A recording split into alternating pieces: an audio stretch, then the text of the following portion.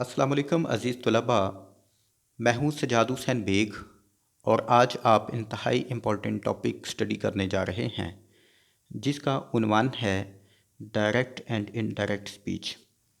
Direct and indirect speech की इम्तहानी नुक्ता नज़र से बहुत इम्पोर्टेंस है, लेकिन इसको इंग्लिश लैंग्वेज दुरुस्त लिखने के हवाले से इंतहाई इम्पोर्टेंस हासिल है। तो आज हम देखते हैं इस टॉपिक को। डायरेक्ट स्पीच से क्या मुराद है? इसको उर्दू में रवायती लफ्ज़ी कहते हैं, जबकि इनडायरेक्ट स्पीच को रवायती मानी कहते हैं। मसलन, उसने हमें कहा हम स्कूल जा रहे हैं। उसने जो कहा हम वही बात नेक्स्ट पर्सन को मुंतकिल करें तो हमने डायरेक्ट स्पीच में बात मुंतकिल की है। लेकिन अगर हम ये कहें कि उसने हमें बोला कि वो स्कूल जा रहे हैं, बात तो वही है लेकिन उसके जो मानी हैं उनको आगे मुंतकिल किया गया है। ये जो अंदाज़ है वो इनडायरेक्ट स्पीच का है। उसने हमें कहा हम स्कूल जा रहे हैं। He said to us, we are going to school। ये डायरेक्ट स्पीच है। जबकि हम इनडायरेक्ट स्पीच में इसी बात को इस तरह से भी लिख सकते हैं। ये बात इस तरह से भी हो सकती है, He told us that they were going to school। आप ज़रा गौर से देखें तो किसी किस्म के मानी में तब्दीली नहीं हुई, बात वही है लेकिन इसका अंदाज़ बदला हुआ है। आप इसको कहेंगे कि ये बात डायरेक्ट स्पीच में कही गई, जबकि आप यहाँ कहेंगे कि ये बात इनडायरेक्ट स्पीच में कही गई। डायरेक्ट स्पीच में जब गुफ्तगू कही जाएगी तो उसको हूबहू लिखा जाएगा। मसलन, ही सेड टू अस, यहाँ पे कॉमा लगेगा। We are going to school, यानी कहने वाले ने जो बात अपनी ज़ुबान से अदा की हम उसको हूबहू इन्वर्टेड कॉमास के अंदर लिखेंगे। We are going to school, ये बात उसने कही थी तो हमने उसको हूबहू उसी सूरत में लिख दिया।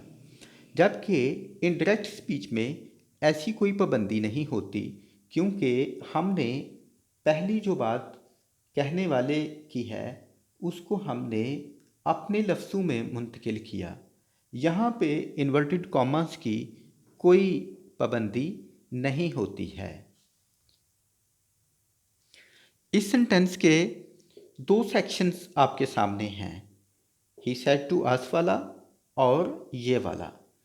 इसका एक अलग से नाम है और इसका एक अलग से नाम है। वो क्या है? वो ये है जी। तो पहले पोर्शन को कहेंगे रिपोर्टिंग स्पीच, और जो बात कही गई थी हूबहू उसको हम कहेंगे रिपोर्टेड स्पीच। आपने गौर से देखा कि इसमें सेड वर्ब है और इसमें गोइंग वर्ब है, यानी फेल है इसमें भी और इसमें भी। इस वाले फेल का भी एक अलग से नाम है और इस वाले फेल का भी एक अलग से नाम है। वो क्या है? वो ये है जी। रिपोर्टिंग स्पीच में जो वर्ब पाया जाता है उसको रिपोर्टिंग वर्ब कहते हैं, जबकि रिपोर्टेड स्पीच में जो वर्ब पाया जाता है उसको रिपोर्टेड वर्ब कहते हैं जी। तो उसी सेंटेंस को हमने ऊपर लिखा और इसको हम चेंज करने के हवाले से अभी नई चीज़ें सीखते हैं जी। पहले नंबर पे है वर्ब की चेंज। दूसरी चेंज इसमें होती है प्रोनाउन की चेंज। वर्ब की चेंज से मुराद ये है कि ये वर्ब और ये वर्ब इनकी चेंज की बात होगी। प्रोनाउन से मुराद ये है ये जो प्रोनाउन हैं इनकी चेंज। जबकि तीसरी चेंज होती है सर्टन वर्ड्स। सर्टन वर्ड्स वो होते हैं जो कम्युनिकेशन में इन वर्ब्स के अलावा इस्तेमाल होते हैं। जबकि 4 नंबर पे जो चेंज की जाती है वो है स्ट्रक्चर ऑफ सेंटेंस। इन 4 तब्दीलियों को हम रिपोर्टेड स्पीच में देखते हैं।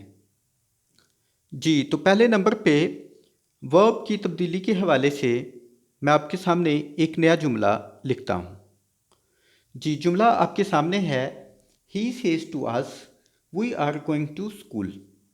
यानी पहले वाला जो रिपोर्टिंग स्पीच है उसमें ही सेड टू अस ये पास्ट इंडेफिनिट टेंस में है, जबकि यहाँ पे जो रिपोर्टिंग स्पीच है वो प्रेजेंट इंडेफिनिट टेंस में है। यही रिपोर्टिंग स्पीच फ्यूचर में भी आ सकता है। इसके लिहाज से एक जुमला और लिख लेते हैं। एक नया जुमला आपके सामने आ गया, he will say to us we are going to school. ये जुमले हमने खुद से लिखे हैं, हमने इनको आपस में तब्दील नहीं किया। ये अलग अलग सेंटेंसेस में हैं कि कहने वाला ये भी कह सकता है, कहने वाला ये भी कह सकता है और कहने वाला ये भी कह सकता है। आए अब हम वर्ब की तब्दीलियों के हवाले से पहले सीखते हैं। आपके सामने 2 सेंटेंस जो प्रेजेंट इंडेफिनिट टेंस में थे और फ्यूचर इंडेफिनिट टेंस में हैं, इनके हवाले से पहले देखते हैं। जी, तो अगर reporting speech present indefinite tense में या फ्यूचर इंडेफिनिट टेंस में हो या इसके अलावा भी किसी और प्रेजेंट और फ्यूचर सेंटेंस के अंदर हो, तो ये जो रिपोर्टेड स्पीच होता है इसमें कोई तब्दीली नहीं लाते। मसलन हम यहाँ पे यही लिखेंगे, ही सेज टू अस, यहाँ पे ये कामा हटा के और ये इन्वर्टेड कामास हटा के यहाँ पे हम दैट लिखेंगे। इसके अलावा इसके वर्ब में कोई तब्दीली नहीं होगी। यहाँ भी ही विल से टू अस हम ऐसे ही लिख लेंगे, यहाँ पे ये वाला कामा हटाएंगे और यहाँ पे इस सेंटेंस को हम ऐसे ही लिख लेंगे, यानी इसके वर्ब में कोई तब्दीली नहीं होगी। जी, तो हमने इनडायरेक्ट सेंटेंसेस को इनडायरेक्ट सेंटेंसेस में तब्दील करते हुए इनके वर्ब में कोई तब्दीली नहीं की, क्योंकि जो रिपोर्टिंग स्पीच था वो प्रेजेंट टेंस में था। यहाँ पे रिपोर्टिंग स्पीच फ्यूचर टेंस में था, इसलिए हमने इनको रिपोर्टिंग स्पीच को ऐसे ही लिखा, जबकि यहाँ पे कॉमा ब्रेकडाउन होने के बाद दैट लगाया और उसके बाद इसके वर्ब को भी हमने हूबहू वैसे ही चेंज किया। इनके वर्ब्स में कोई तब्दीली नहीं हुई। अब सवाल ये पैदा होता है कि प्रेजेंट के अलावा जब ये रिपोर्टिंग स्पीच पास्ट टेंस में आया तो यहाँ पे रिपोर्टेड स्पीच के वर्ब में किस तरह की चेंजेस होंगी। तो उसके लिए एक अलग से फार्मूला है चेंज ऑफ सेंटेंस का, उसके मुताबिक हम इसके वर्ब को बदलेंगे, वो ये है।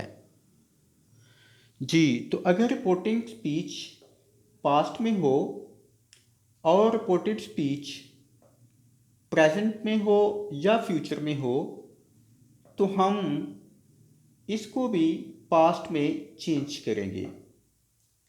जैसा कि ही सेड टू अस ये पास्ट टेंस में है, तो हम ये रिपोर्टेड स्पीच भी पास्ट टेंस में कन्वर्ट करेंगे और उसकी ट्रांसलेशन इस फार्मूले के मुताबिक ये होगी। आपने देखा, he said to us that they were going to school. पहले मैंने बताया था कि ये चूंकि पास्ट का है, रिपोर्टिंग स्पीच पास्ट में है, तो इसकी वजह से जब हम इस डायरेक्ट को इनडायरेक्ट में चेंज करेंगे तो फिर ये पास्ट होने की वजह से ये वाला हिस्सा भी पास्ट में मुंतकिल होगा। यहाँ ट्रांसलेशन में कोई तब्दीली नहीं हुई, क्योंकि प्रेजेंट और फ्यूचर इसके होने की वजह से आगे वर्ब में कोई तब्दीली नहीं हुई, जबकि इसके माजी में होने की वजह से यानी पास्ट में होने की वजह से ये भी जुमला पास्ट में हो गया और इसकी ट्रांसलेशन बनी he said to us that they were going to school. So ये इनडायरेक्ट स्पीच आपके सामने है। अब आया कि यहाँ पे जो हमने इसको पास्ट को हमने प्रेजेंट को हमने पास्ट में कन्वर्ट किया, तो इसके अलावा जो नेक्स्ट होंगे यानी इस सेंटेंस के अलावा, जैसा कि they are going to school, तो ये आता है प्रेजेंट कंटिन्यूअस टेंस में, यानी जो रिपोर्टिंग स्पीच था वो था प्रेजेंट कंटिन्यूअस टेंस में। तो जब हमने इसको इनडायरेक्ट में चेंज किया तो इस पास्ट की वजह से ये मुंतकिल हुआ पास्ट कंटिन्यूअस टेंस में। He said to us that they were going to school, तो यहाँ पे पास्ट कंटिन्यूअस टेंस आया। अब जो ये जुमला अगर होगा प्रेजेंट इंडेफिनिट टेंस का या होगा फ्यूचर इंडेफिनिट टेंस का, तो हम इसको पास्ट इंडेफिनिट टेंस में मुंतकिल करेंगे। अगर जैसा आपने देखा कि ये था प्रेजेंट कंटिन्यूअस टेंस में, तो हमने इसे पास्ट कंटिन्यूअस में चेंज किया। अगर ये होगा प्रेजेंट परफेक्ट में या फ्यूचर परफेक्ट में, तो हम उनको भी यहाँ पे पास्ट परफेक्ट में मुंतकिल करेंगे। अब यहाँ पे एक सवाल पैदा होता है कि अगर यहाँ पे होगा प्रेजेंट कंटिन्यूअस, तो हमने उसको तो पास्ट कंटिन्यूअस में किया, लेकिन अगर ये रिपोर्टिंग स्पीच होगा पास्ट इंडेफिनिट टेंस में, तो हम इसको कौन से टेंस में मुंतकिल करेंगे? जी, तो अगर होगा reported speech past indefinite tense में, तो हम उसको पास्ट परफेक्ट टेंस में मुंतकिल करेंगे। तो ये टेंस की तब्दीली यानी वर्ब की तब्दीली आपके सामने है। जी, मुझे उम्मीद है कि आपने वर्ब की तब्दीली के हवाले से काफ़ी कुछ सीख लिया होगा। अभी हम प्रोनाउन की तब्दीली के हवाले से बात करते हैं। यहाँ एक बात और मेरे जहन में आई कि वो भी आपको पता होना चाहिए कि अगर reported speech past indefinite tense में हो, तो उसको तो हमने पास्ट परफेक्ट टेंस में मुंतकिल कर लिया, लेकिन अगर ये हो पास्ट परफेक्ट टेंस में, तो उसको किस में तब्दील करेंगे? तो उसका जवाब ये है कि अगर reported speech past perfect tense में हो, तो इसमें कोई तब्दीली नहीं लाई जाती, हम उसको एज इट ही लिख देते हैं। तो अजीज़ तुलबा, इन तब्दीलियों को आप अच्छी तरह से याद करें। नेक्स्ट हम देखते हैं चेंज इन प्रोनाउन। जी, तो पहले हमने ये देखना है कि प्रोनाउन होता क्या है। प्रोनाउन वो लफ्ज़ होते हैं जो नाउन की जगह पे इस्तेमाल होते हैं।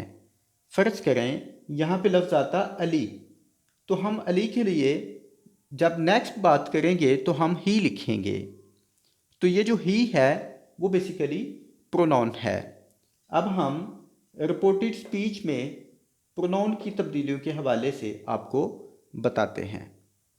प्रोनाउन की कैटेगरीज आपके सामने हैं। आई और वी को फर्स्ट पर्सन कहते हैं, यू सेकंड पर्सन होता है, जबकि ही, शी, इट, दे ये थर्ड पर्सन होते हैं।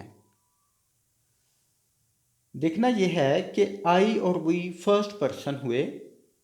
अब जो चेंज है वो तमाम की तमाम, जैसे हमने वर्ब में देखा या हमने प्रोनाउन में देखा, तो हमने ये चेंजेस रिपोर्टेड स्पीच के हवाले से देखनी है।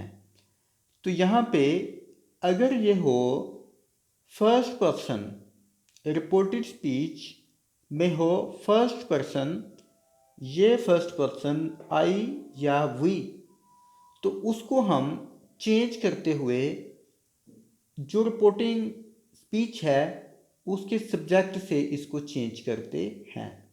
मसलन यहाँ पे था वी, तो वी को हम जब चेंज करेंगे इनडायरेक्ट में तो हम इसके हवाले से इसको चेंज करेंगे। इसकी वजाहत ये है। इसकी तब्दीली आपके सामने आई। He said to us we are going to school. हमने इसके वर्ब को यानी प्रेजेंट कंटिन्यूअस टेंस को तब्दील किया पास्ट कंटिन्यूअस टेंस के साथ।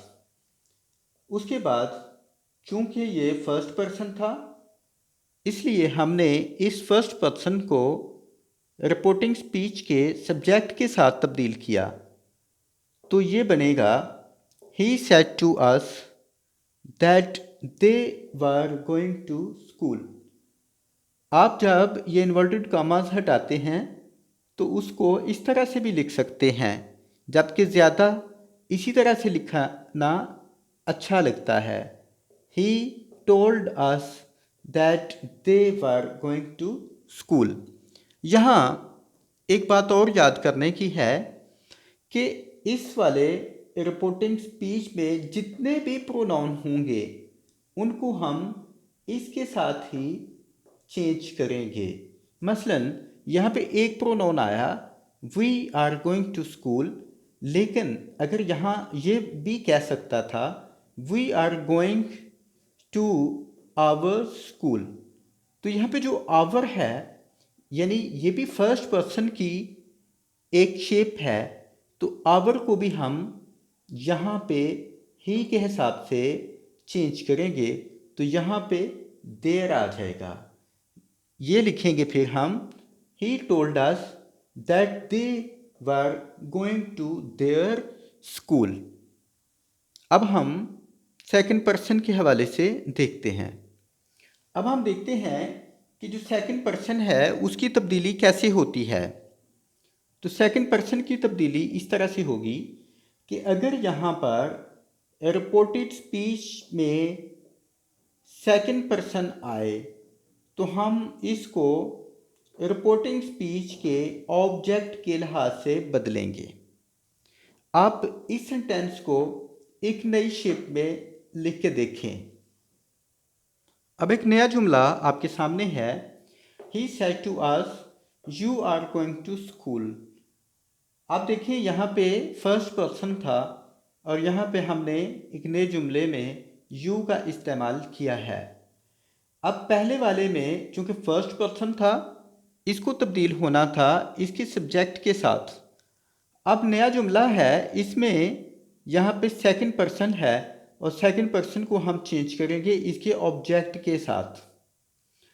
अभी इसकी जो इनडायरेक्ट है वो यहाँ लिखते हैं। जी, तो आपके सामने है he said to us you are going to school. तो ये इनडायरेक्ट में इस तरह से होगा he told us that we were going to school. यानी यहाँ पे जो सेकंड पर्सन था चूंकि उसने इसके ऑब्जेक्ट के साथ बदलना था इसलिए जो इसकी सब्जेक्टिव फॉर्म है इसकी जो ऑब्जेक्टिव फॉर्म है उसको हम इसकी सब्जेक्टिव फॉर्म में लिखेंगे। यानी अस को यहाँ पे हम वी लिखेंगे। He told us that we were going to school. अब एक नया सवाल पैदा होता है कि इन रिपोर्टेड स्पीचेस में चूंकि यहाँ पे ऑब्जेक्ट था तो अगर सिर्फ इतना सा हो ही सेड यानी यहाँ पे ऑब्जेक्ट ना हो तो फिर इसकी तब्दीली कैसे होगी। तो इसका जवाब ये है कि अगर रिपोर्टिंग स्पीच में ऑब्जेक्ट ना हो तो फिर यहाँ पे जो रिपोर्टेड स्पीच में और सब्जेक्ट है उसको थर्ड पर्सन के लिहाज से तब्दील करेंगे। यानी उसको हम थर्ड पर्सन में लिखेंगे। यहाँ हमने ऑब्जेक्ट नहीं लिखा। He said we are going to school. तो इसकी इंटरेक्ट बनाते हुए ये फॉर्म होगी he told that they were going to school. जैसा मैंने गुजारिश की कि अगर यहाँ पे ऑब्जेक्ट ना हो तो फिर हम इसको कैसे कन्वर्ट करेंगे, तो हम इसको थर्ड पर्सन के हिसाब से लिखेंगे।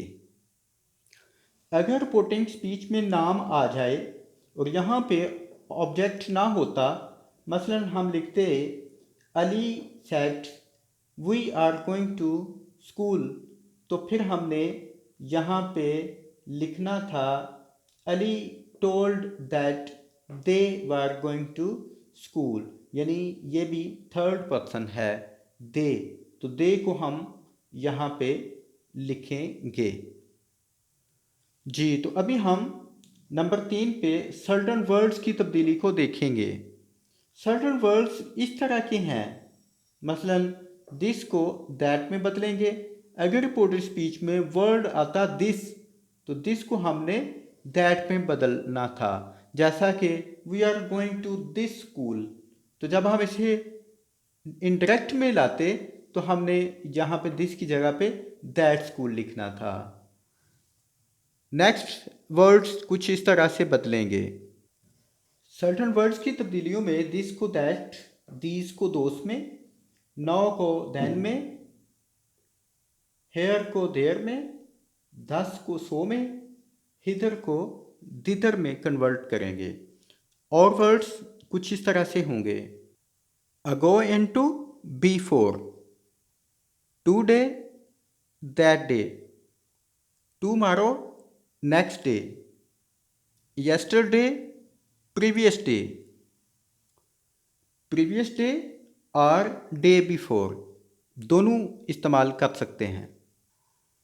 नेक्स्ट डे को following day and next week को फॉलोइंग वीक। अब हमारा चौथा मरहला शुरू होता है स्ट्रक्चर ऑफ सेंटेंस के हवाले से। असर्टिव सेंटेंस, खबरिया जुमले। असर्टिव सेंटेंसेस में सेल टू, से टू को टोल्ड या टेल में तब्दील करें। मसलन I said to him I play cricket, इसका होगा I told him that I played cricket. आपको याद होगा ये प्रेजेंट इंडेफिनिट में है और इसके पास्ट में होने की वजह से इसको हम पास्ट इंडेफिनिट में कन्वर्ट करेंगे। नेक्स्ट आएगा चेंज ऑफ इंट्रोगेटिव सेंटेंस। इनको कहते हैं सवालिया जुमले। सवालिया जुमले दो तरह के हो सकते हैं, एक वो जिनमें पहले व्हाट, व्हेन, वेयर, वाई से स्टार्ट लिया जाता है, और दूसरे वो हैं जिनमें व्हाट, व्हेन, वाई, वेयर ये अल्फाज तो नहीं आते लेकिन वैसे ही वो सवालिया होते हैं। मसलन हेल्पिंग वर्ब से स्टार्ट होने वाले is there any pain, is there any food etcetera. ऐसे जुमलों को तब्दील करते वक्त जो सी है या सेड है उसको अपने आस्क में लिखना है। जैसे he said what are you doing, तो अब यहाँ पे हम लिखेंगे ही आस्क्ड, यहाँ पे हम सेड नहीं लिखेंगे। जबकि बकिया जो हिस्सा है सवालिया उसको हम बयानिया में कन्वर्ट करेंगे, सीधी सीधी स्टेटमेंट में हम लिखेंगे। मसलन Ali said to his brother where are you going, इसका इंटरेक्ट होगा Ali asked his brother where he was going. आपने देखा हमने सेड को आस्क्ड में चेंज किया और वहाँ पे हिज ब्रदर की जगह पे वही रह गया, वेयर की जगह पे हमने वेयर ही लिखा, और यू चूँकि सेकंड पर्सन था इसको हमने ही के हिसाब से बदला।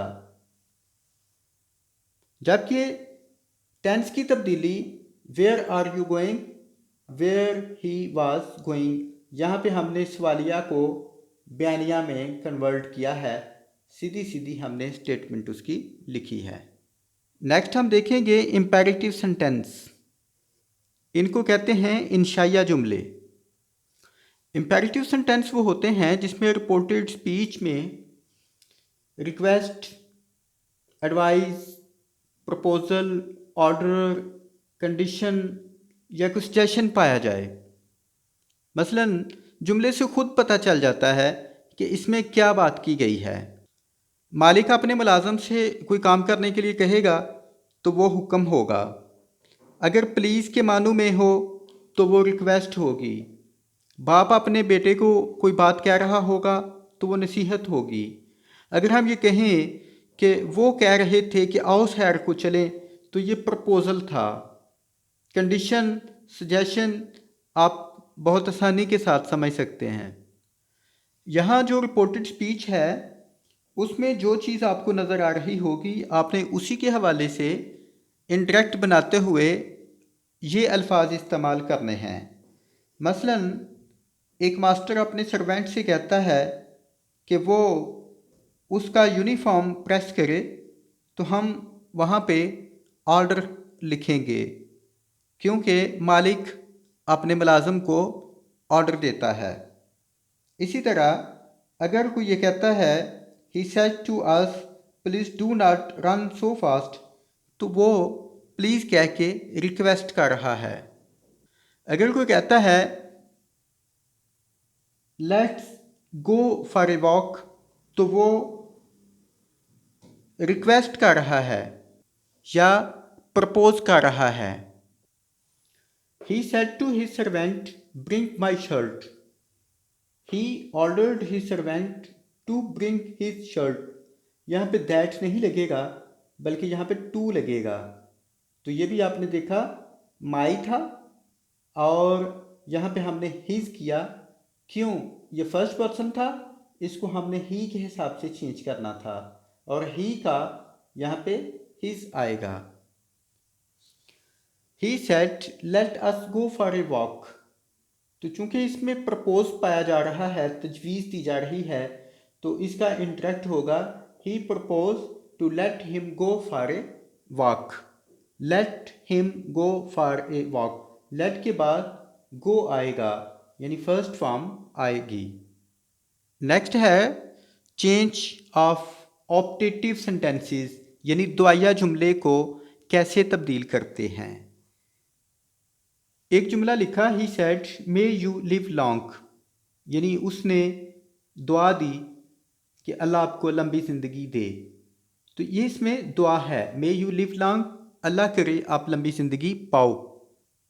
तो इसको हम कैसे कन्वर्ट करेंगे? इस तरह he prayed that you might live long. चूंकि ये पास्ट का था और ये मे की पास्ट फॉर्म माइट होती है, तो यहाँ पे मे यू लिव लॉन्ग की जगह हमें समझ आ गई कि वो दुआ मांग रहा है, तो हमने यहाँ पे प्रेड का वर्ड यूज़ किया। इसमें ख़ास बात यह है कि रिपोर्टिंग स्पीच को रिपोर्टेड स्पीच से मिलाते हुए प्रेड के बाद दैट का इस्तेमाल होगा और रिपोर्टेड स्पीच में जो सेंटेंस है उसके वर्ब को उसी प्रीवियस फार्मूले की मदद से चेंज किया जाएगा, जैसा कि मे को हमने माइट में तब्दील किया। ऑप्टेटिव सेंटेंसेस में ये बात भी जहन में रखें कि इसमें कर्स, विश, प्रे ये लफ्ज़ भी आ सकते हैं। आपने सिर्फ रिपोर्टेड स्पीच में उसके कॉन्टेक्स्ट को देखना है कि इसमें दुआ दी जा रही है, बददुआ दी जा रही है या किसी ख्वाहिश का इसमें इजहार हो रहा है। जो आपको लगे आपने वही फीलिंग्स यहाँ पे नोट करनी है। ऑप्टेटिव सेंटेंसेस में बहुत ज़्यादा अमल दखल आपकी अपनी जजमेंट का होता है। सेंटेंस रिपोर्टेड स्पीच पढ़ने के बाद समझ आ जाती है कि इसमें किस हवाले से बात हुई है। जी, तो लास्ट वन है एक्सक्लेमेटरी सेंटेंसेस। एक्सक्लेमेटरी सेंटेंसेस कौन होते हैं? इनको इस्तेजाबिया भी कहा जाता है। इस्तेजाबिया जुमले। जी, ऐसे जुमलों में ताज्जुब, हैरत, अफसोस, खुशी पाई जाती है। एक्सक्लेमेटरी सेंटेंसेस मजमूई तौर पे जज्बात को ज़ाहिर करते हैं। अच्छे या बुरे। He said, "What a beautiful car is this?" He said, "What a fine day." He said, "Alas, my son has failed." You said, "What a beautiful boy is." इस तरह के जो जुमले हैं उनको एक्सक्लेमेटरी सेंटेंसेस कहते हैं। इनकी इनडायरेक्ट स्पीच में मुंतकली इस तरह से होगी। एक्सक्लेमेटरी सेंटेंसेस की इनडायरेक्ट बनाते वक्त ही सेड की जगह पे ये जो लफ्ज़ सेड है इसकी जगह पे हम उस एक्सप्रेशन को लिखेंगे he exclaimed with joy, he exclaimed with sorrow या विद वॉन्डर। इसके बाद हम जो रिपोर्टेड स्पीच है उसके पोर्शन में जाके उसको मुंतकिल करेंगे। He said, "alas my son has failed." इसकी तब्दीली होगी he exclaimed with sorrow that his son had failed. आपने देखा यहाँ पे हमने इस अलास को चेंज किया एक्सक्लेम्ड विद सारो के साथ और हैज़ को हमने हैड में कन्वर्ट किया जो कि हमने प्रीवियसली वर्ब की चेंज के सेक्शन में पढ़ा। अली सेड, "होरा, I have won the match." ये बनेगा Ali exclaimed with Joy that he had won the match. आप यहाँ क्राइड भी लगा सकते हैं। फिर होगा Ali cried with Joy that he had won the match. तो अज़ीज़ तुलबा, आज का हमारा लेक्चर ख़त्म हुआ। आज हमने एक ही नशिस्त में change of verb, change of pronoun, certain words and construction of whole sentence के बारे में हमने पढ़ा। हमने ये सीखा कि किस तरह से रिपोर्टिंग और रिपोर्टेड स्पीच की तब्दीलियाँ की जाती हैं। हमने कंस्ट्रक्शन ऑफ सेंटेंसेस के हवाले से आपको पूरी डिटेल के साथ बताया है। अब आप मज़ीद एक्सरसाइज अपनी किताब से देख के कर सकते हैं और मुसलसल एक्सरसाइज से आप अपने नॉलेज को पुख्ता कर सकते हैं। उम्मीद है आज का लेक्चर आपके लिए मददगार साबित होगा। दुआ में याद रखिएगा। अल्लाह आपका हामी व नासिर हो। खुदा हाफिज़।